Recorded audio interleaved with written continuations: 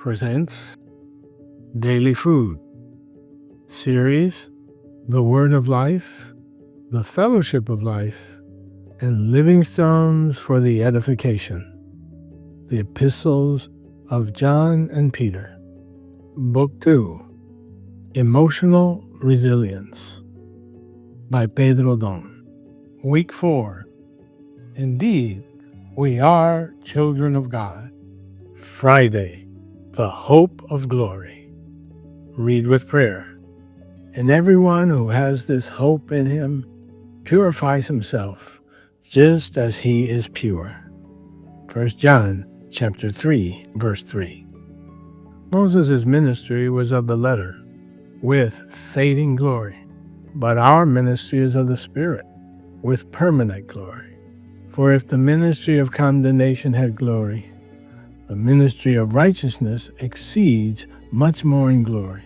For even what was made glorious had no glory in this respect, because of the glory that exceeds.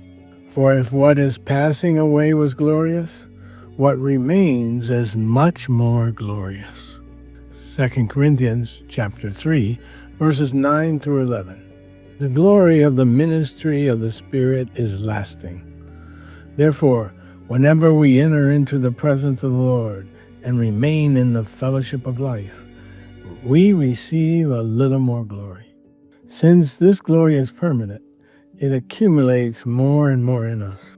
But we all, with unveiled face, beholding as in a mirror the glory of the Lord, are being transformed into the same image, from glory to glory, just as by the Spirit of the Lord.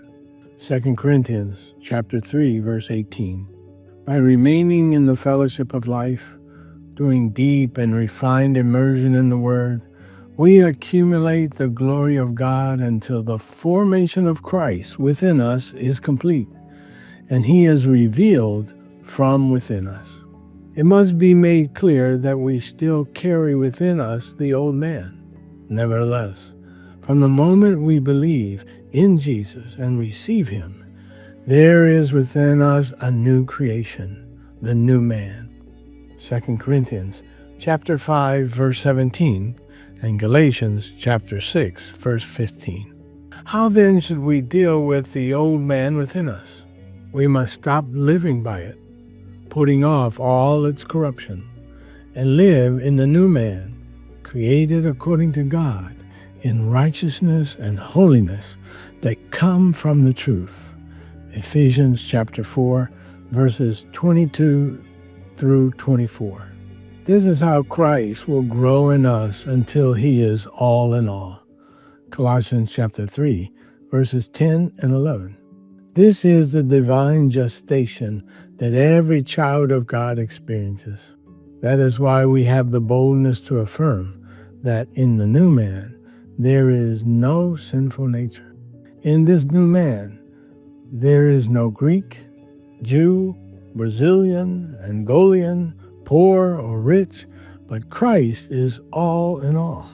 Paul labored for Christ to be formed in the Christians of his time. My little children, for whom I labor in birth again until Christ is formed in you. Galatians chapter 4, verse 19. When this gestation is complete, Christ will have filled each one of us with His life. Thus, we will be part of a divine, organic, and universal entity, the full sonship. If this is our hope, we will be motivated to walk the path of righteousness, purification, and fellowship of life, because everyone who has this hope in Him purifies himself, just as He is pure. 1 John chapter 3, verse 3. The hope of having Christ formed in us at the end of this process is what motivates us to live according to the Word of God. Romans chapter 5, verse 2, chapter 8, verse 21, and Ephesians chapter 1, verse 18. Do you have this hope?